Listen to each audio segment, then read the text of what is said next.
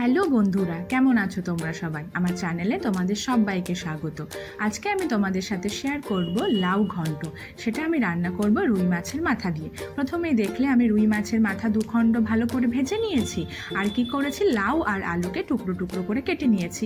এবার আমি তেল গরম করে তেলের ভেতরে একে একে দিয়ে দিলাম কাঁচা লঙ্কা, তেজপাতা আর গোটা জিরে ফোড়ন। এটা একটু ভেজে নেওয়ার পরে আমি কি করব, যে আলু আর লাউগুলো টুকরো টুকরো করে কেটে রেখেছিলাম সেগুলো আমি দিয়ে দিলাম কড়াইয়ের ভেতরে। এবার কি করব, এবার আমি দিয়ে দেব স্বাদ মতো লবণ আর দিয়ে দেব স্বাদ মতো হলুদ। দেখো, আমরা সবাই জানি যে লাউ থেকে অনেকটা এক্সট্রা জল বের হয়, তাই লাউয়ের মধ্যে জল দেওয়া দরকার হয় না। তাই আমরা কি করব, আঁচটা হাই ফ্লেমে রেখেই আমরা ভালো করে লাউটা আর আলুটা ভালো করে সুন্দর করে আগে ভেজে নেব।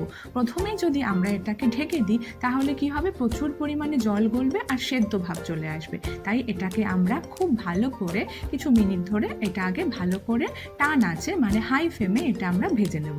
তাহলে দেখতেই পাচ্ছ আমি এটা ভেজে নিচ্ছি। তাতে কি হচ্ছে, লবণ আর হলুদগুলোর সাথে খুব ভালো করে আলু আর লাউটা ভাজা হয়ে যাচ্ছে। চলো, কিছুক্ষণ ভাজা হয়ে গেছে।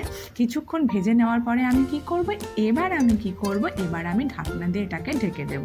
চলো ঢাকনা খুলে দেখি কি হলো। কিছুক্ষণ ঢাকনা দিয়ে ঢাকা রাখার পরে তারপরে আমরা কি করলাম, এটা খুললাম। খোলার পরে দেখলাম যে একটু জল গলেছে।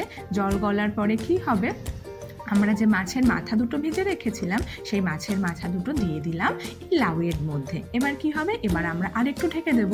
তাহলে লাউটা খুব ভালো করে সেদ্ধ হয়ে যাবে, সাথে সাথে যে মাছের মাথাগুলো আছে সেটাও খুব ভালো করে সেদ্ধ হয়ে যাবে। চলো ঢেকে দিলাম। চলো ঢাকনা খুলে দেখি। বাবা, ঢাকনা খুলে দেখি অনেকটা জল গলে গেছে। এবার কি করতে হবে, আর একটু নাড়তে হবে। যেহেতু এটা ঘন্ট হবে, এটা গলাটা ভীষণ ইম্পর্টেন্ট। চলো আরেকটু ঢেকে দিই।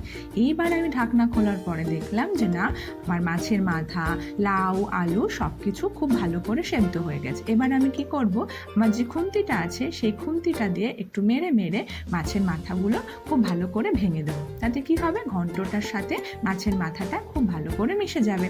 এবার আমি দিয়ে দেবো এখানে ধনেপাতা, যেটাকে এখানে বলে বিলাতি ধনেপাতা।